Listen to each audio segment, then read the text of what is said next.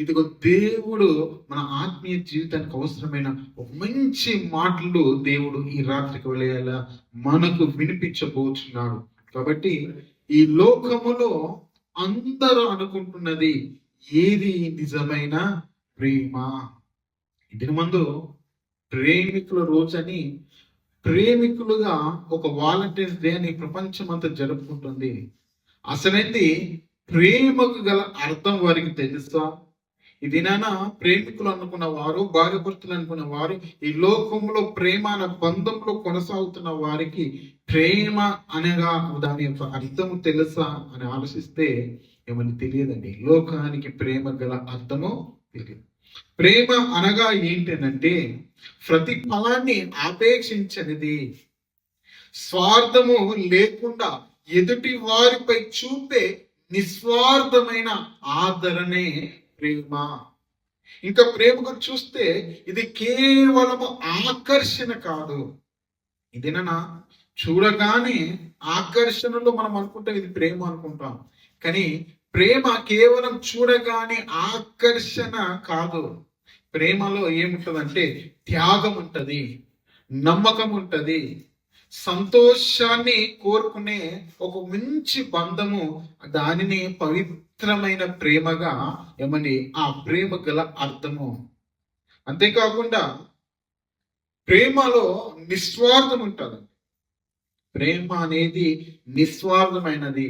అది ఎలాగంటే తన గురించి కాకుండా ఎదుటి వారి గురించి ఎక్కువ ఆలోచన చేసి వారి మంచి కోరేది. తన గురించి కాకుండా సాధారణంగా మన గురించి మనం ఆలోచన చేస్తే మనల్ని ఏమంటారు అంటే వాడు సెల్ఫిష్ అంటారు. అవండి వాడు సెల్ఫిష్ అని, ఎందుకంటే వాడి చూసుకుంటాడు కానీ ఎదుటి వాడి కోసము చూసుకోడు అని అంటుంటారు. అంటే మన గురించి మనం చూసుకున్నప్పుడు మనల్ని ఏమంటారు సెల్ఫిష్. కానీ ఎదుటి వ్యక్తి యొక్క బాగు గురించి, ఎదుటి వ్యక్తి యొక్క సంతోషం గురించి, ఎదుటి వ్యక్తి గురించిన ఆలోచన కలిగినప్పుడు దాన్ని నిస్వార్థమైన ప్రేమగా భావిస్తుంటారు. తరువాత షరతులు లేనిది త్యాగపూరితమైనది. ఇది షరతులు లేకుండా ఎదుటిగానంటే ఎదుటివారి ఆనందం కోసము, ఎదుటివారి ఆనందం కోసము తన ఇష్టాలను కూడా వదులుకున్న ఒక త్యాగపూరితమైనది. ఈ త్యాగములో నేను నీకిస్తే నువ్వు నాకు ఏమిస్తావు అనే షరతులు ఉండవు. ప్రేమలో షరతులు ఉండవు, త్యాగం ఒకటి ఉంటది. ఏమండి మనం ప్రేమించే వారి గురించి లేకపోతే మనం ఇష్టపడే వారి గురించి మన ఇష్టాలను కూడా చాలాసార్లు మార్చుకుంటాం. ఏమండి చాలా మంది ఎలా ఉంటారంటే పెళ్లికి ముందు నాన్ వెజ్ బాగా తింటారు, పెళ్లి అయ్యాక తినరు. ఎందుకు తినరు అంటే నా భార్య తినదండి, నా భార్య కోసం నేను నాన్ వెజ్ మానేశాను, నా భర్త కోసం నేను ఇది మార్చుకున్నాను, ఇదిగో మా యొక్క కుటుంబంలో ఉన్న వారి కోసం నా ప్రవర్తన మార్చుకున్నాను, నా ఇష్టాన్ని మార్చుకున్నానని చాలా మంది చెప్తుంటారు. అంటే అదొక త్యాగపూరితమైనది. అంటే ఒకరి కొరకు నీ ఇష్టాన్ని సైతము వదులుకోవడము, అది త్యాగపూరితమైనదిగా ప్రేమలో మనం చూస్తుంటాం. అంతేకాదు ఇది బలమైన బంధము, బలమైనది, గాఢమైనది, తీయనిది, అంటే విడిచిపోండలేనిది. అంతేకాకుండా అసూయ లేకుండా, స్వార్థము లేకుండా ఉండే ఈ బంధము అంటే ప్రేమన వాళ్ళరా గాఢమైనది. అందుకని చూడండి, ఇద్దరు గాఢమైన ప్రేమికులను విడదీయడానికి ఎవరికి సాధ్యము పడదు. భార్య భర్త మంచి బంధం ఉందనుకో, మంచి ప్రేమ ఉందనుకోండి, వారి మధ్యలో 10 మంది వచ్చిన వారిని విడదీయలు. 10 మాటలు మాట్లాడినా 10 మంది వచ్చేసి ఎన్ని రకాలుగా భర్త గురించి భార్యకి చెప్పినా, భార్య గురించి భర్తకి చెప్పినా, ఆ ప్రేమ అనేది చాలా బలముగా ఉన్నప్పుడు ఏమంటే ఆ బలమైన బంధాన్ని విడదీయనిదే ప్రేమ. ఒకవేళ ప్రేమ కొంచెం తక్కువ ఉంది అనుకోండి, పక్కరొచ్చి నీ భర్త ఇలా, నీ భార్య ఇలా, ఇదిగో నీ తల్లిదండ్రులు ఇలా, నీ వారు, నీ అన్న వాళ్ళు ఇలా, నీ చిన్న వాళ్ళు ఇలా అని చెప్పగానే ఏమైపోతాం అంటే చిన్న విషయాలకి ఏమైపోతాం అంటే ఆ బలమైన బంధము విడిపోతుంది. ఎందుకంటే ప్రేమ లోపము ద్వారా. అదే ప్రేమ బలముగా ఉన్నప్పుడు ఏమండి 100 మంది 100 రకాలుగా చెప్పినా, నీకు నిజంగా నీ భర్త మీద ప్రేమ ఉంటే, నిజంగా నీ భార్య మీద ప్రేమ ఉంటే అది విడదీయలేనిదిగా ఉంటది. అందుకని ఈ లోకంలో చాలా మంది బంధాలను విడదీయడానికి ఎన్నో రకాల ప్రయత్నం చేస్తారు, కానీ బలమైన బంధం ఎప్పుడు కూడా విడిపోదు. లోకంలో ఒక మాట అంటారు ఏంటంటే, ఏమంటే గట్టి పచ్చగా ఉంటారంటే ఎవరు చూడరట. ఏమని గట్టి పచ్చగా ఉంటే చూడలేకపోతారంటారు. అందుకని ఎడ్డిగని మీద అగ్గి వేస్తుంటారు అని అంటారు. మరి పచ్చడి బంధం ఉంటుందండి. ఆ పచ్చడి బంధాన్ని కూడా ఏం చేస్తుంటారంటే ఏమంటే కాల్ చేయడానికి ప్రయత్నాలు చేస్తుంటారు. అందుకని ఈ యొక్క నిజమైన ప్రేమలో ఏమేమంటున్నాయి, నిస్వార్థముగా, త్యాగపూరితముగా బలమైన బంధం, విడదీయని బంధంగా ఉంటది. అంతేకాదు, ఈ ప్రేమ అంటే ఏంటంటే ఇదిగో శత్రువుని సైతము మిత్రునిగా చేసే ఒక బంధమే ప్రేమ. నిజమైన ప్రేమ ఏం చేస్తా అంటే శత్రువులను సైతము మనకు మిత్రులుగా చేస్తుంటారు. మనం నిజంగా ఒకరిని ప్రేమిస్తే వారి శత్రువైనా, వారు ఎలాంటి వారైనా, మనం నిస్వార్థమైన త్యాగపూరితమైన ప్రేమ మనం చూపిస్తున్నప్పుడు అసూయ లేనిది ఏమండి, ఈ యొక్క ప్రేమ మనం చూసి వారిని ఆదరించినప్పుడు శత్రువుకు సైతం మనకి ఏమవుతుంటది, ప్రేమ కలుగుతుంటది. అందుకని యేసుక్రీస్తుల వారు కూడా అన్నాడు ఏంటంటే, వాక్యం మీద మీరు అందరినీ ప్రేమించమని. ఇంకా ముందున్న సందర్భాల్లో కూడా చూడగలిగితే ఇంకా ప్రేమ ఏ రీతిగా మనకు కనబడుచుంటాది అని ఆలోచిస్తే, ప్రేమ ఒకేలా ఉండదండి. మనం అనుకుంటాం ప్రేమ అనగానే ప్రియుడు ప్రియురాలే అనుకుంటాం, ప్రేమ అనగానే టీనేజ్ లో ఉంటది అనుకుంటాం. అంటే ప్రేమ అనేది ఒకలా ఉండదు. తల్లికి కొడుకుకు, తల్లికి బిడ్డకు ఉండే ప్రేమ బంధం చాలా గొప్పదిగా ఉంటది. తండ్రికి కుమారునికి ఉండే బంధము చాలా గొప్పదిగా ఉంటది. అన్నదమ్ముల మధ్య ఉండే బంధములో ప్రేమ బాగుంటది. ఏమండి, కుటుంబ సభ్యులలో ఉండే ప్రేమ కూడా చాలా బాగుంటది. ఏమండి, ఈ ప్రేమ కూడా చాలా ఉన్నతమైనదే. అంతేకాకుండా కొంతమందికి ఆహారం మీద చాలా ప్రేమ ఇష్టం, కొంతమందికి చికెన్ అంటే చాలా ఇష్టం, ముక్కలేనిదే పొద్దుగా. ఏమని ఆ చికెన్ 65 అని, ఏమని టిక్కాలని, ఇంకా చూస్తుంటే ఎన్ని రకాలుగా బిర్యానీ అని, అవని వాడు ఏం చేస్తాడంటే ఫుడ్ కోసమే పుట్టినట్టుగా కనిపిస్తుంది. వానికి తిండే కావాలి, తిండికి మించేది వానికి కడిపే, వానికి దేవుడుగా తిండి. ఆహారం మీద ప్రేమ చూపించేవారు పక్కన భార్యని పెట్టచ్చు. ముంగట అవన్నీ ముక్కుండా అనుకోండి, మాంసం ఉందనుకోండి, పక్కన ఎవరన్నా పట్టించుకోండి, తినడమే. కాబట్టి చాలా మంది వారిని ఏమంటారంటే ఆహార ప్రియులు అంటారు. ఆహార ప్రియులు అంటే, ప్రియులు అంటే ఆహారం మీద ఎక్కువ ప్రేమ ఉన్నవారు, చూపేవారు అంటుంటారు. మరి ఈ రీతిగా ఆహారం మీద కొంతమంది ఎక్కువ ప్రేమను చూపిస్తుంటారు. అది కూడా ప్రేమనే, అది కూడా ఒక ఆహారం మీద. ఇంకొకటి ఏంటంటే వస్తువుల మీద కూడా చాలా మంది ప్రేమ చూపిస్తుంటారు. కొన్ని సందర్భాలు చూడండి, కొంతమంది ఇల్లుని చాలా ప్రేమిస్తారు, వారు కొనుక్కున్న వాహనాన్ని ప్రేమిస్తారు, వారు కొనుక్కున్న వస్తువును కూడా ప్రేమిస్తారు. దానికి ఏదైనా ఏదైనా పొరపాటుని చిన్న గీత కలిగినా, చిన్న దెబ్బ తాగినా వారు ఏమనుకుంటారు, అయ్యో అయ్యో అయ్యని వస్తువు. ఇదేనా సెల్ ఫోన్ అంటే అందరికి ఇష్టం, భార్య కన్నా ఎక్కువ సెల్ ఫోన్. మా భార్య ఎప్పుడు అంటుంది, నాకన్నా నీకు ఇంకో భార్య ఉంది, ఆ భార్య పేరు అంటే సెల్ ఫోన్. ఏమని ఇది కొన్ని వస్తువులను మనము కొంతమంది కంటే ఎక్కువగా మనము ప్రేమించారు. అంటే మీకు అర్థమవుతుందో లేదో కానీ ప్రేమలో ఎన్నో రకాలుగా కొంతమంది వస్తువుల మీద చూపిస్తే, కొంత ఆహారం మీద చూపిస్తే, తల్లిదండ్రులు కుటుంబం మధ్యలో ప్రేమ చూపిస్తే, ఏమండి ఇదిగో ఈ యొక్క ప్రేమ అన్నింటిలో కూడా ఏమంటే నిస్వార్థంగా ఉంటుంది, త్యాగపూరితంగా, ఇదిగో విడదీయలేని బలమైన బంధాలుగా మనకు కనిపిస్తుంటుంది ప్రేమ దేవుని వాళ్ళలో. ఏమండి ఇలా చూస్తుంటే ఏమంటే భాగోద్వేదంతో ఉంటది, బాధతో. కొన్నిసార్లు కొన్ని వస్తువులు కోల్పోయానుకోండి, అనుకుని వాడు చాలా బాధపడుతుంటారు. ఎందుకంటే నాకు చాలా ఇష్టమైన వస్తువు, ఇది చాలా నేను ఇష్టంగా కొనుక్కున్న వస్తువు, లేదంటే ఎవరైనా గిఫ్ట్ గా ఇచ్చినప్పుడు దాన్ని చాలా అపురూపంగా చూసుకుంటారు. ఏమండి ఆ వస్తువు కోల్పోయినప్పుడు చాలా ఏడుస్తుంటారు, బాగెత్తుకుంటారు, అంటే ఏడుపు అనేది కలుగుతుంటది. అంతేకాకుండా ఏమని కొన్ని సందర్భాల్లో ఆకలి, తిండి అనేది ఏమని కొంచెము పాడైపోయినా, కొంచెం టేస్ట్ మారినా వాడు కూడా చాలా బాధపడుతుంటారు. ఎందుకు, నీ కడుపు నిండా తినలేదే, నోటి నిండా తినలేదని. చాలా తల్లిదండ్రులకు దూరమైనప్పుడు ఒక ప్రేమ అని ఏం చేస్తుంటే కన్నీళ్లను కాడుస్తుంది. ప్రేమలో ఎప్పుడైనా కన్నీరు ఉంటది అనుకోండి, ఆ కన్నీటిలోనే తెలుస్తుంటది ఆ ప్రేమ యొక్క. మనం చాలా దూరంగా కుటుంబ సభ్యులు పిల్లలకు దూరమైనప్పుడు వారి కళ్ళ ఎదుట వచ్చినప్పుడు ఆటోమేటిక్గా కారుతుంటాయి. ఏంటి కళ్ళు, కన్నీళ్ళు ఎందుకనంటే అది ప్రేమ అనేది చెప్పకుండానే వస్తుంది, తెలియజేస్తుంటారు. అంటే కన్నీళ్లు కూడా మన యొక్క ప్రేమను తెలియజేస్తుంటది. మనం ఒక దినాన భార్య నిమిత్తం భర్త కన్నీరు కార్చిన, భర్త నిమిత్తం భార్య కన్నీరు కార్చిన, ఆ కన్నీటి యొక్క పరమార్థం ఏంటంటే, ఇదిగో నిన్ను ప్రేమిస్తున్నారు, నిన్ను ప్రేమిస్తున్నారు. ఇదిగో ఈ ప్రేమ త్యాగపూరితమైనది, నిస్వార్థమైనది, బలమైనదని మనం ఏం చేయాలంటే ఆ ప్రేమను బట్టి ఎదుటి వారి యొక్క మనసుని మనము తెలుసుకోవాలి. ఈ రీతిగా భాగోద్వేదంతో కూడిన ప్రేమ. అంటే ఇప్పుడు చూడండి, ప్రేమ అనగా ఏంటి అని అంటే మనం ఇవన్నీ చూసాం. నిజమే, ఇలాంటి ప్రేమ లోకానికి అర్థం కాలేదు. కానీ ఈ దినాన ప్రేమలు ఏ రీతిగా ఉన్నవి, అసలు బైబుల్లో ఎవరైనా ప్రేమించుకున్న వారు ఉన్నారా, వారి యొక్క ప్రేమలు ఎలాగున్నావి, ఇది మనం చూస్తున్న లోకంలో ప్రేమలు ఎలాగున్నావో మనం ముందు నా వాక్య భాగంలోనికి వెళ్ళి చూడగలిగితే ఒక్కసారి చూడండి.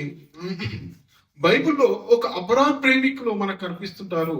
ఆ ప్రేమికుల పేరు ఏంటంటే యాకోబు, రాహేలు. చూడండి ఆదికాండము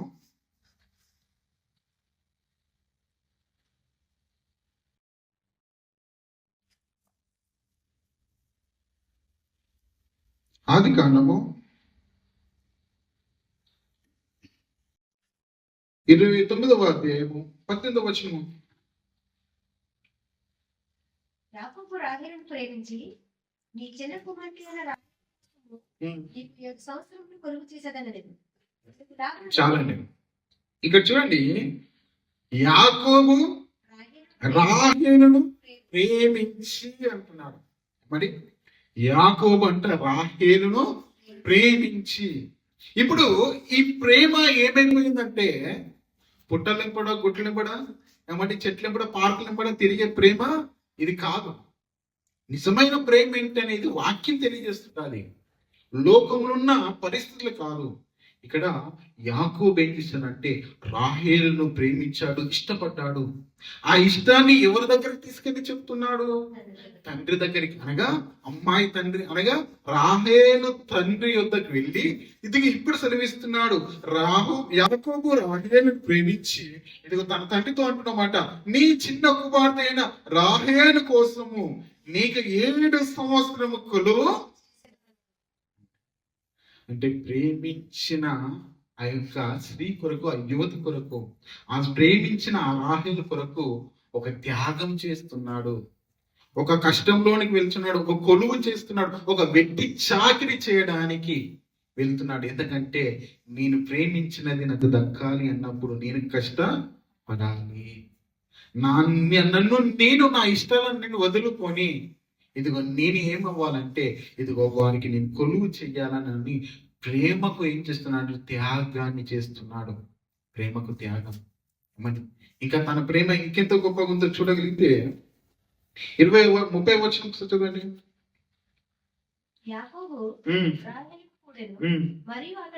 మరియు అతడు లేయా కంటే రాహేలును బహుగా ప్రేమించి అతనికి మరి 7 ఏళ్ళు కొలువు. ఏమండి, ఈ ప్రేమలో మొదటిసారి చెప్పాడు, అయ్యా నేను రాహేలును ప్రేమించాను కాబట్టి రాహేలు కొరకు 7 సంవత్సరాలు నేను కొలువు చేస్తాను. నా 7 సంవత్సరాల కళ్ళు ఎదుట ఆ రాహేలు కనబడుచున్నప్పుడు ఉటా కాలం ఎలా అయిపోయిందంటే స్పీడ్గా 120 స్పీడ్లో వెళ్ళిపోయింది. 7 సంవత్సరాలు గడిచిపోయి, అమ్మా 7 సంవత్సరాలు గడిచిపోయి ఇప్పుడు నేను రాహేలు వద్దకు వెళ్ళచ్చు అని. కానీ అక్కడ మరలా మోసపోయాడు.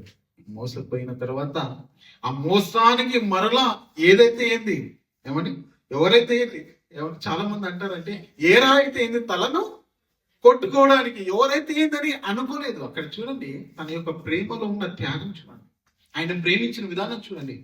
సరే నేను ప్రేమించిన ఆ రాహేలు కొరకు నేను 7 సంవత్సరాలు కొలువు చేశాను, నా మామ నన్ను మోసం చేసి పెద్ద కూతుర్ని ఇచ్చాడు, సరే ఎవరైతే ఇది భార్య అయితే నాకు వచ్చింది, భార్య దొరికింది కదా అని తృప్తి పొందాడు, సంతోషపడ్డాడంటే లేదు. ఇదిగో ప్రేమించిన ఆ స్త్రీ కొరకు మరలా 7 సంవత్సరాలు కష్టం. మరి ఇక్కడ రాయబడింది బహుగా ప్రేమించాను. మొదటి ప్రేమించాను 7 సంవత్సరాలు, బహుగా ప్రేమించాను 7 సంవత్సరాలు, 7 సంవత్సరాలు 14 సంవత్సరాలు. ఇప్పుడు 14 సంవత్సరాలు కళ్ళ ముందున్న ఏమండి ముట్టుకోలేని స్థితి, కళ్ళ ముందున్న ఏమండి చూసుకోలేని స్థితి ఈ కళ్ళ ముందు కనిపిస్తుంది. కానీ ఆ 7 సంవత్సరాలు ముగిసిపోయాయి, మరలా 7 సంవత్సరాలు కనిపిస్తుంది. ఈ 7 సంవత్సరాలు ఎలా గడవాలని చూస్తున్నాడు. కానీ తన ప్రేమలో ఆ 14 సంవత్సరాలు కష్టం అనిపించలేదు, శ్రమ అనిపించలేదు, బాధ అనిపించలేదు, ఏది కూడా అనిపించదు. అంటే చూడండి ప్రేమ దేవుని వల్ల ఈ ప్రేమ నిస్వార్థముగా ఉంది. ఆ ప్రేమ ఏలో ఉందంటే త్యాగపూరితముగా. ఆ ప్రేమ ఇదిగో అతనకు చాలా చాలా ఆనందాన్ని ఇస్తూ కష్టమైన ఇదిగో ఇష్టముతో పోస్తూ చేస్తూ ఇదిగో రాహాయిలను సాధించే వరకు కూడా తన కొలువు చేశాడు. ఇది ఉన్నతమైన ప్రేమ. ఈ 14 సంవత్సరాల్లో తన ఎంతకు వెళ్ళలేదే, ఈ 14 సంవత్సరాలు తను కోరుకోలేదా, ఈ 14 సంవత్సరాల్లో తను ఎంతగా పవిత్రముగా ఆ యొక్క పవిత్రమైన ప్రేమకు నిదర్శనముగా ఇది కొలువు చేస్తూ ఆ ప్రేమను పొందుకోవాలని ప్రయత్నాలు చేశాడు తప్ప ఏమండి దొంగచాటును లేపుకొని వెళ్ళలేదు, దొంగచాటును కలుసుకోలేదు. 14 సంవత్సరాలు ఓపిక ఒక్కసారి చూడండి ప్రేమను వల్లరా. ఇది నా ప్రేమలు ఎలా ఉన్నాయంటే ఇవ్వల పరిచయం అయితే రేపటికి వెళ్ళిపోవడమే, ఊరు విడిచి తల్లిదండ్రులు విడిచి అందరిని విడిచి వెళ్ళిపోవడమే. ఇలాంటి ఏమని ఒక్కసారి ప్రేమించిన వారి కోసం ఎన్ని సంవత్సరాలు నువ్వు ఇదిగో వేచి చూసావు, ఎన్ని సంవత్సరాలు నువ్వు కష్టపడ్డావు, ఎన్ని సంవత్సరాలు వారి రాక కోసము ఇదిగో వారి కొరకు నువ్వు ఎదురు చూస్తూ నిన్ను నీ యొక్క ఇష్టాలను చంపుకొని నీవు త్యాగపూరితముగా నిస్వార్థముతో ఇదిగో నా జీవితంలో వారి తప్ప ఇంకొవ్వరు లేరు అనే ఒక ఆలోచన కలిగి ఆ బంధం ఎంతవరకు ముందుకు కొనసాగింది. 14 సంవత్సరాలను ఒక్కసారి పక్కన పెట్టుకో, ఇప్పుడు ఈ లోకం కనిపిస్తున్న ప్రేమను పక్కన పెట్టు. ఈ యొక్క యాకోబు యొక్క ప్రేమ చాలా గొప్పది. బైబిల్ ప్రకారం చెప్తే ఏమండి ప్రేమికుల రోజు చేయాలనుకుంటే వారిని ముందుగా పెట్టవలసింది యాకోబునే. ఎందుకంటే యాకోబు గొప్ప ప్రేమికుడు. యాకోబు లాగా ప్రేమించేవారు లేరు, కనిపించరు. ఏమని ఎందుకంటే 14 సంవత్సరాలు కష్టపడ్డాడు. ఆయన ఎలాంటి కష్టపడ్డాడో మీకు తెలుసా అండి? ఎలాంటి కష్టం ఒక్కసారి చూద్దాం, ఎలాగ కష్టపడ్డాడో. ఏమండి ఆయన యొక్క కన్నీటి బాధలు చూద్దాం. ఎందుకంటే 14 సంవత్సరాలు ఏదో చిన్నగా గుడిసెలో ఆ ఇంట్లో పనువులాగా పని చేశారు అనుకుంటే పొరపాటు. తన ప్రేమకు కష్టం ఎలా ఉందో చూడగలిగితే చూడండి 31వ అధ్యాయం ఆదికాండం 31, ఆదికాండం 31 38 వచ్చిన చదవండి. ఈ 20 ఏండ్లు నేను నీ యొద్ద ఉంటుని నీ గొర్రెలైనను మేకలైనను ఈడ్చుకొని పోలేదు, నీ మంద పొట్టేలను నేను తినలేదు, దుష్టమృగముల చేత చీల్చబడిన దాన్ని నీ యొద్దకు తేక ఆ నశనము నేనే పట్టి వంటిని. దొంగిలింపబడిన దానినేమి రాత్రి యందు దొంగిలింపబడిన దానినేమి నా యొద్ద పుచ్చుకొంటివి. నేను ఇప్పుడు చూడండి, నేను ఇలాగుంటిని పగటి ఎండకును రాత్రి మంచుకుని క్షీణించిపోతుంది, నిద్ర నా కన్నులకు దూరమాయను.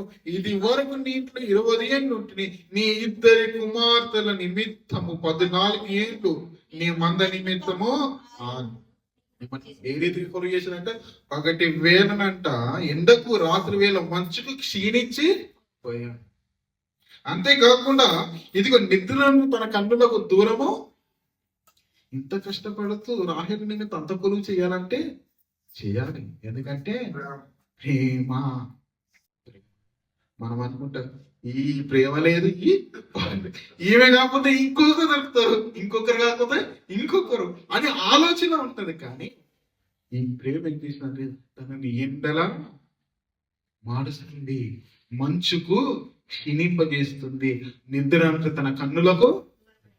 ఇప్పుడు ఆలోచించండి, 14 సంవత్సరాల తన కష్టాన్ని చెప్పుకుంటున్నాడు. అయ్యా నేనేం సంతోషంగా లేను, ప్రేమించిన ఆవిడ కళ్ళ ముందు నేనేమో కష్టాలలో ఉన్నాను. ఈ కష్టం నన్ను ఏం చేసిందంటే కళ్ళ ముందు నేను ప్రేమిస్తున్న రాహేలు నాకు సొంతం చేసింది. ఇది గొప్ప ప్రేమ అని ఇదిగో తెలియజేస్తున్న మాటలు కనిపిస్తున్నట్టు ఇలాంటి ప్రేమికుడు కనిపించడు. ఇలాంటి ప్రేమ కనిపించదు. ఇది వినాలో చూడగలిగితే ప్రేమ దేవుని వలరా ఇదిగో బైబిల్ గ్రంథంలో ఇంకొక ప్రేమ జంట మనకు కనిపిస్తుంటది. మరి ఒక గొప్ప ప్రేమికుడు, అతని పేరు బోయాజు.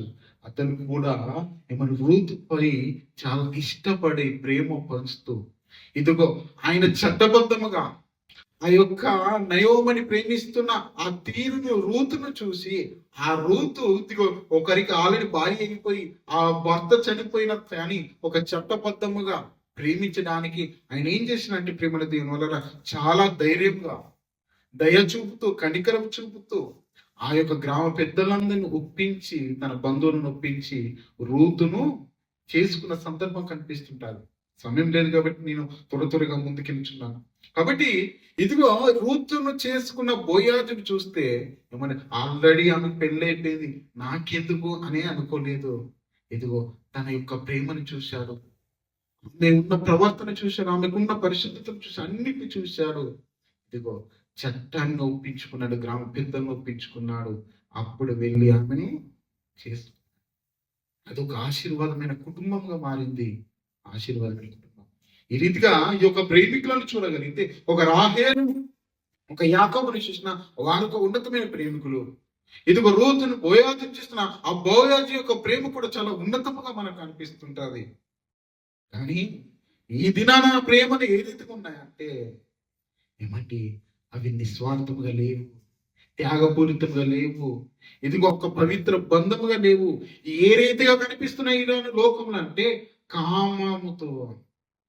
ఈ దినాన్ని కామంని ప్రేమగా భావిస్తున్న యువతరం ఉంది.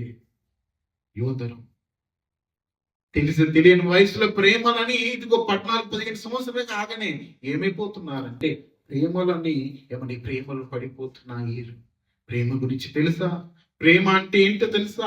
ప్రేమకున్న ఆలోచనలు కానీ ప్రేమ ఏ రీతిగా ఉంటుందని ఆలోచన తెలుసా అంటే ఎవరికి తెలియదు. ప్రేమ కామ ఆకర్షణని ఇదిగో ప్రేమగా వారు ఎన్నుకుంటూ పవిత్రమైన జీవితాలను జీవిస్తున్నట్టు మనకు అనిపిస్తున్నాయి. ఇది నన్ను చూడండి, 7వ తరగతి క్లాసులో 8వ తరగతి క్లాసులో చదువుకునే వయసులో ఇదిగో ప్రేమల పేరట ఇదిగో వారు చేసిన కాలకృత్యాలు చూడండి. ఇదిగో కాలేజీల పేరట ఇదిగో దూర దేశాలకు వెళ్తూ దూర ప్రాంతాలకు వెళ్తూ తండ్రి ఇంటిని తల్లి ఇంటిని విడిచి ఇదిగో దూర ప్రాంతంలో ఉంటున్న వారు చేస్తున్న కార్యక్రమాలు ఏంటంటే ఇదిగో ప్రేమ పేరట కామముతో వారు ఏం చేస్తున్నారు? అపవిత్రమైన కార్యాలు చేస్తూ పవిత్రమైన ప్రేమ బంధానికి మచ్చ తీసుకున్నట్టు మనం చూస్తుంటాం. మరి ఒక దినాన 2012వ సంవత్సరంలో ఒక ఉపాధ్యాయుడు అంటే స్కూలుకు ప్రిన్సిపాల్, ఆ ప్రిన్సిపాల్ వారి యొక్క టీము మా కార్లో ఒక చోటికి వెళ్తున్నప్పుడు నేను డ్రైవ్ చేస్తున్నప్పుడు వారు వెనకాల డిస్కషన్ చేసుకుంటున్నారు. స్కూల్లో పిల్లల పరిస్థితి ఎలా ఉన్నాయి, 10th క్లాస్ పిల్లల పరిస్థితులు, 8th క్లాస్ పిల్లల పరిస్థితి, 9th క్లాస్ పిల్లల పరిస్థితులు ఎలా ఉన్నాయని వారు మాట్లాడుకుంటూ ఆశ్చర్యపడుతున్నారు. ఏంటి అంటే 2012-11 సంవత్సరం అప్పటికి వాట్సాప్ లేదు, అప్పటికి ఆండ్రాయిడ్ ఫోన్లు లేవు. ఆ టైంలోనే ఆ పిల్లల పరిస్థితి చూసి మీరు ఎంతో బాధపడుతున్నారు. ఏంటి ఇలా అయిపోయింది, వీటిని మనం కంట్రోల్ చేయలేకపోతున్నామే. కంట్రోల్ అప్పుడు ఒక వ్యక్తి అన్నాడు ఏంటంటే ఆ ఆలోచన నిజమే ఆశ్చర్యం వేసింది. అయ్యా అసలే దేవుడు మనిషికి ఒక లైట్ పెట్టేది ఉంటే తప్పు చేయగానే ఆ లైట్ ఆరిపోతే అప్పుడు తెలిసేది ప్రపంచానికి ఎవరు తప్పు చేస్తున్నారు, ఎవరు తప్పు చేయట్లేదు. ఇది నేను అలా లేకుండా ఏమైపోయిందంటే ఇష్టానుసారం ఎవరు చూస్తున్నారులే అనే ఆలోచన భ్రమలో పడి ఏమైపోయారు, అందరు కూడా తప్పులు చేస్తున్నారు. అదే దేవుడు ఒకవేళ లైట్ పెడితే భయానికన్నా, ఎందుకంటే లైట్ ఆరిపోతే ప్రపంచానికి తెలిసిపోతుంది. ఆలోచన వచ్చినప్పుడు నాకు అప్పుడు ఆశ్చర్యం వేసింది. కానీ దేవుడు అలా పెట్టలేదు. ఎందుకంటే నీ మనసు మీద నీకు ఒక స్వేచ్ఛనిచ్చాడు. నిన్ను కంట్రోల్ చేయడానికి మనుషులకు హక్కునివ్వలేదు.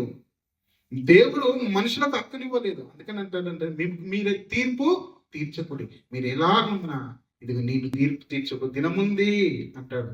అందుకని ప్రకటన గ్రంథం ఆఖరి అంటాడు, తప్పు చేసేవారు తప్పులు చేయని, పాపం చేసేవారు ఇంకా అధిక పాపం చేయని, కానీ ఒక దినాన నా సింహాసనం ముందుకు వస్తారు, అప్పుడు వారి చరిత్ర నేను చూపిస్తాను, తీస్తానని దేవుడు ఒకటే ఒక మాట చెప్పి వదిలేశాడు. అని ఈ దినమందు బైబుల్ వాక్యములలో క్రైస్తవ సమాజానికి, లోక సమాజానికి, ఈ వీడియో చూస్తున్న వారందరికీ ఒక ప్రాముఖ్యమైన విషయాలను తెలియజేస్తాను. ఏంటంటే, కామాకర్షణలో ప్రేమ అనుకొని కుటుంబ జీవితాలను, వ్యక్తిగత జీవితాలను ఏమైనా భ్రష్టత్వంలోనికి తీసుకువెళ్తున్న వారు అనేకులు ఉన్నారు. దీని ద్వారా ఏమి సాధిస్తారు అంటే మరణమే. మరణం. కొంతమంది వ్యక్తుల జీవితాలు చూపించి నేను ముందుకెళ్తాను. ప్రేమల దేవుని వలన ప్రేమలో పడిపోయిన వారు, కామాకర్షణ పడిపోయిన వారు, కామకృత్యాలు చేస్తూ ఇదే ప్రేమ అనుకుంటున్న వారి యొక్క జీవితాలు చూస్తే ఆఖరికి ఏముందంటే మరణమే. ఒక సంసోను యొక్క జీవితంలో చూస్తే దెలీలా యొక్క ప్రేమలో పడిపోయాడు. దెలీలాను ఎంతగానో ప్రేమించాడు, కానీ ఆ ప్రేమ ఎక్కడికి తీసుకెళ్ళిందయ్యా అంటే ఇదిగో మరణముకు తీసుకెళ్ళింది. మరణం.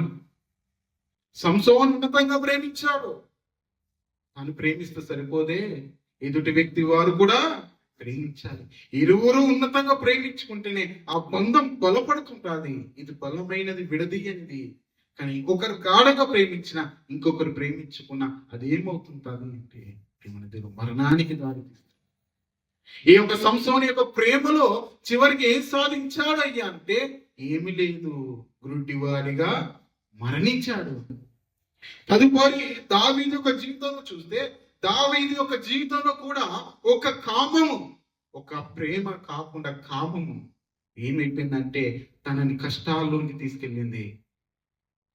ఒక దినాన మేడ మీద తిరుగుతున్నప్పుడు, అంతఃపురంలో తిరుగుతున్నప్పుడు ఎక్కడో స్నానం చేస్తున్న స్త్రీ మీద నీకెందుకు ఆ మోహపు చూపు? ఆ మోహపు చూపు ఏం చేసిందంటే ప్రేమల దేవుని వలన పాపం అన్యం పుణ్యం ఎరగని తన భర్తను ప్రాణం తీసేపించింది. అయ్యో, ఆవిడ మొత్తుకోలేదే. బేదిగా ఆమె వచ్చేసి బెస్సెబ వచ్చి, అయ్యో నేను ఈ కార్యం చెయ్యను, రాజుమైన నువ్వు ఇలా చేయడము తప్పు అని ఒకవేళ ఆమె అడ్డగిస్తే అది నేను ఏం చేయగలుగుతాను? రాజు తప్పు చేసిన రాజుకు శిక్షే. కానీ ఇదిగో ఆవిడ దావీదు కలిసి చేసిన ఈ పొరపాటు వలన పాప అన్యం పుణ్యం ఎరగని ఆ ఊరి ఏమైపోయాడండి? చనిపోయాడు. ఇది నాన్న ఏమని లోకంలో చూస్తుంటే భర్తను చంపేస్తున్న వారిని చూసినా, ఇదిగో ప్రేమికులు చంపేస్తున్న వారిని చూసినా, ప్రియురాల్ని చంపేస్తున్న వారిని చూస్తే, ఇదిగో వీరందరి మధ్య ఎవరంటే ఇదిగో వేరే వ్యక్తి రావడం వల్ల ఏమైపోతున్నారు? మరణం. ఒక దినాన హైదరాబాద్ లో ఇద్దరు కాలేజ్ ప్రేమించుకున్నారు. ప్రేమించుకుంటే ఆ ప్రేమలో మూడో వ్యక్తి వచ్చాడు. ఆ మూడో వ్యక్తి రావడం కారణం చేత ఏమన్నా ఆ మూడో వ్యక్తి ఏం చేస్తాడంటే ఈ యొక్క ప్రియుడిని అంట ముక్కలు ముక్కలు కోసి ఏమండి ఆ యొక్క హైదరాబాద్ నాగరం ఆ ఏరియాలో అడవుల్లోనికి పాడేశారు. ఈ యొక్క అందగత్త ఎవరని చాలా ఆరా తీస్తే ఏమండి ఆమె ఫోటో బయటకు వచ్చినప్పుడు ఆశ్చర్యం వేసింది. ఈమె కోసమా ఈ ఇద్దరు పోరాటము, ఈ పోరాటంలో ఒక్కడ ఏమైనా అమరుడయ్యాడని, అంటే ప్రేమలో అమరుడయ్యాడని ఆ యొక్క న్యూస్ వారు ఏం చేస్తున్నారు, న్యూస్ వారు చాలా బాగా రాస్తుంటారండి. ఏమండి అందుకని కొంతమంది ముస్లిం వాళ్ళు ప్రేమించుకుంటే ముసలి వయసులో ఘాటు ప్రేమ అని టైటిల్స్ పెడుతుంటారు. ఏమని అంటే ముసలి వాడు వాళ్ళు తప్పు చేస్తే ముసలి వయసులో ఘాటు ప్రేమలని ఈ రీతిగా చూస్తే ప్రేమల దేవులారా, ఈ యొక్క దావీదు యొక్క జీవితంలో మరలో ఒక మరణము ఏంటంటే దావీదుకు బెత్షెబకు ఇద్దరికి కలిసి పుట్టిన కుమారుడు దేవుడు చంపేసేశారు. ఇప్పుడు చూడండి, రెండు మరణాలు. ఒకటి తన భర్తను కోల్పోయింది, తన కడుపులో పుట్టిన బిడ్డను కూడా కోల్పోయింది. అనగా ఒక్క తప్పిదం వలన రెండు మరణాలు, ఒక తప్పిదం వలన సంసోను మరణము. ఇంకొక వ్యక్తిని చూద్దాం, మీ అందరికి తెలియని ఆ వ్యక్తి గురించి ఈ రాత్రి కాలంలో ధ్యానిస్తాం. చూడండి, సమూయేలు గ్రంథము, సమూయేలు గ్రంథము 2వ సమూయేలు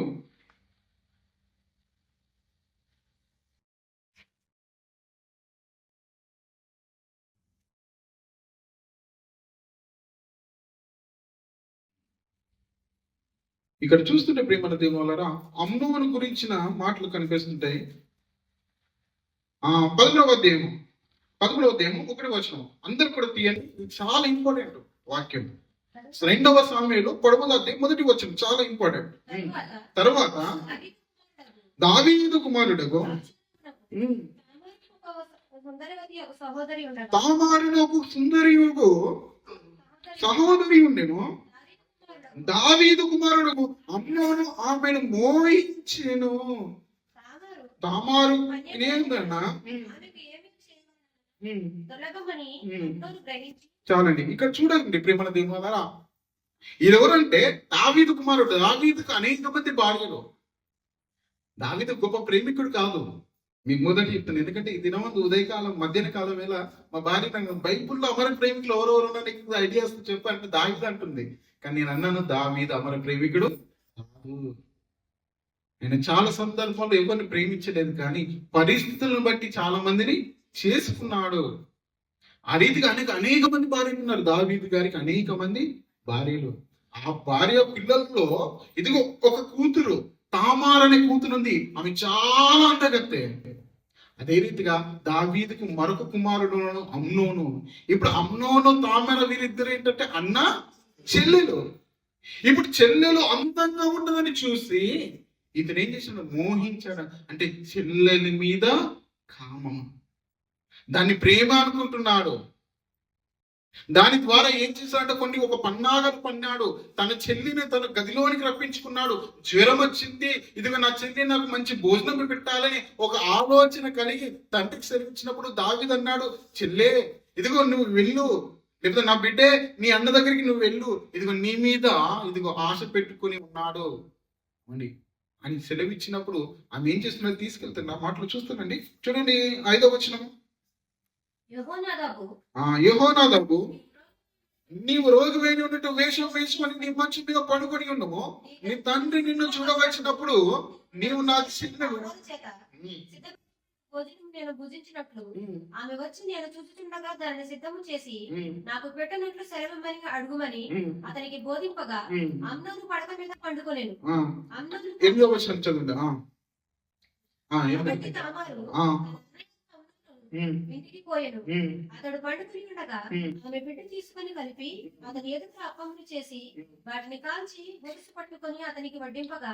చాలా తర్వాత చూడగలిగితే 7వ వచనం కూడా ఇప్పుడు దావీదు దగ్గరికి వచ్చినప్పుడు దావీదు సెలవిస్తున్న మాట కూడా చదవండి. దావీదు నీ అన్నగా అన్నోని ఇంటికి పోయి అతని కొరకు భోజనం సిద్ధము చేయమని తామారు ఇంటికి వర్తమానం పంపండి. ఏమని ఇప్పుడు ఈ యొక్క అమ్నోని ఏం చేస్తున్నాడంటే నటిస్తున్నాడు. అనారోగ్యంతో నేను మంచన పడ్డాను, ఇప్పుడు ఇంతమంది పనివారు ఉన్నా, ఇంతమంది ఉన్నా, నాకు ఎవరద్దు, నాకు ఎవరు కావాలి, తామారు చేత నాకు భోజనము కావాలి అన్నప్పుడు దావీదుకు ఆ కుట్ర తెలియదు. దావీదు కుట్ర తెలియక దావీదు తామారు పిలిచి, తామారు మీ అన్న అయిన అమ్నోను, అక్కడ సెలవిస్తున్న మీ అన్న అయిన అమ్నోను అనారోగ్యంతో రోగి అయి ఉన్నాడు, నీ వెళ్ళి అతని కొరకు భోజనము సిద్ధము చేసుకో అన్నప్పుడు పాపం ఆవిడ కూడా ఏం చేస్తుందంటే నా అన్ననే కదా, ఎందుకంటే ఇది నాన్న అన్నల మీద చాలా ఇదిగో ధైర్యంతో ఉంటారు. అన్నలు ఉన్నారని, నా వాడు, నా సొంత వాడు, నా అన్న, నా రక్త సంబంధం అని, నా చెల్లెలని. కానీ ఇది నాన్న ఆ బంధాలకు కూడా విలువ లేదు. ఆ బంధానికి ఆ దినమందు కూడా అన్నోని యొక్క జీవితాల విలువ లేదు. ఈమె నా చెల్లెలు కదా అని. కానీ నటిస్తున్నాడు. తన చెల్లెలు తన గదిలోనికి రప్పించుకున్నాడు. ఇప్పుడు చూడండి 10వ వచనం. వారందరూ బయటకు పోయిన తరువాత అమ్నోను నీ చేతి వంటకము నేను భుజించినట్లు దాన్ని గదిలోనికి తెమ్మనగా తాము తాను చేసిన అప్పమును తీసుకొని గదిలోపలున్న తన అన్నయ్యకు వచ్చెను. అయితే అతడు భుజింపవలనని ఆమె వాటిని తీసుకొని వచ్చినప్పుడు అతడు ఆమెను పట్టుకొని నా చెల్లి రమ్ము నాతో క్షీణించమని చెప్పగా ఆమె నా అన్న నన్ను అవమానపరచకము, ఇలా చేయట ఇజ్రాయేలుకు తగదు, ఇటు కార్యము జార కార్యము నీవు చేయవద్దు, నా ఇంటి ఎక్కడ దాచుకుందను అంటున్నాడు. మరి మాకు తెలియదు. తామారు భోజనం సిద్ధం చేసి అన్నయ్య అన్నం దగ్గరికి వెళ్తే ఇప్పుడు అన్నోని ఏం చేస్తున్నాడంటే చిరపట్టుతున్నాడు. తనని పాడు చేయడానికి ప్రయత్నిస్తే అప్పుడు గోజార్చుంది, నా అన్న అంటుంది. నా అన్న అన్నా ఇది మన ఇశ్రాయేలుకు తగదు, ఇది దేవునికి తగదు, దీని వల్ల చాలా ఇదిగో పాపాన్ని మనం కూడబెట్టుకుంటాం అని ఎంత ప్రయత్నించినా తన ఆగక తన చెల్లైన అమ్నోనుని చెరిపేస్తే దాని ద్వారా ఆయన సాధించింది ఏందయ్యా అంటే మరణము. ఎందుకంటే ఈ తామరకు ఒక అన్న ఉన్నాడు, అతని పేరు అబ్షాలోము. ఈ అబ్షాలోము పగ పెట్టుకొని ఒక దినాన ఈ అమ్నోన్ని ఏం చేస్తాడు, చంపేస్తాడు.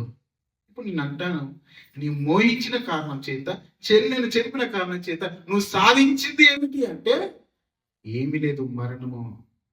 ఈ రీతిగా బైబిల్లో ఎంతో మంది జీవితాలు ఉంటావండి, మరణమే. సొదొమ గొమొర్రా జీవితాలు చూడండి, దేవదూతలతో పాపం చేయాలనుకున్నారు, అగ్ని గంధకాలతో మాడి మసై పోయారు, మాడి మసైపోయారు.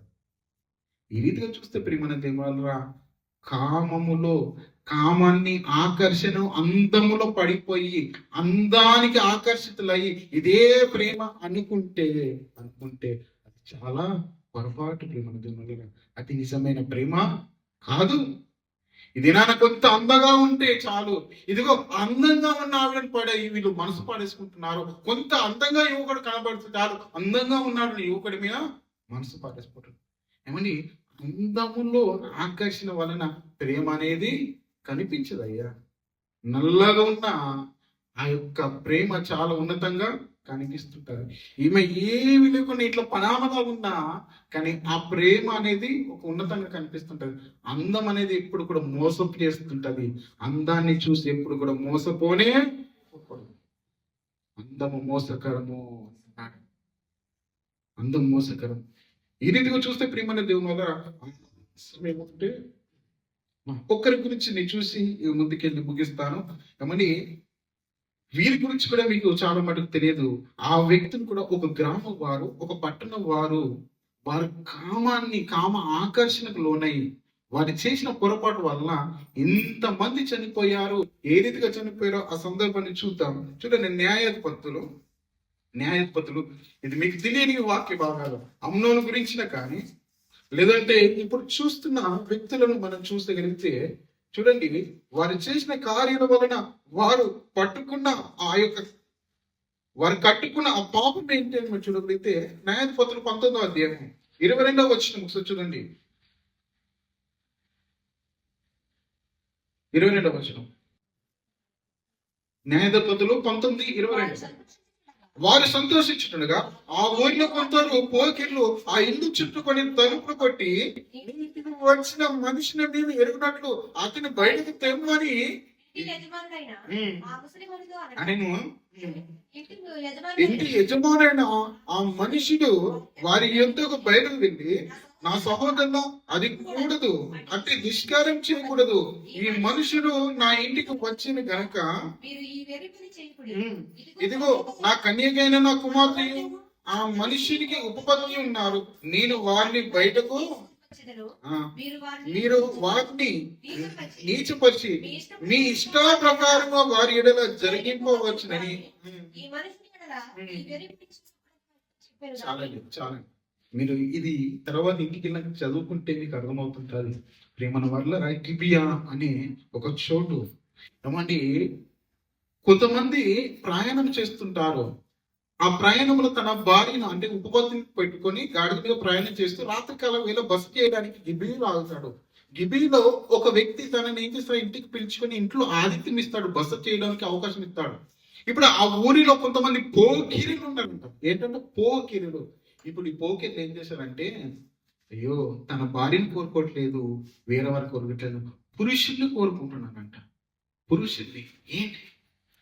అప్పుడు ఆయన ఇక్కడికి వచ్చి, అయ్యా మీ ఇంటికి వచ్చిన మనుషులు మాకు కావాలి అని అంటే అతను అంటున్నాడు, అయ్యా ఈ దుష్కరం మీరు చేయకూడదు.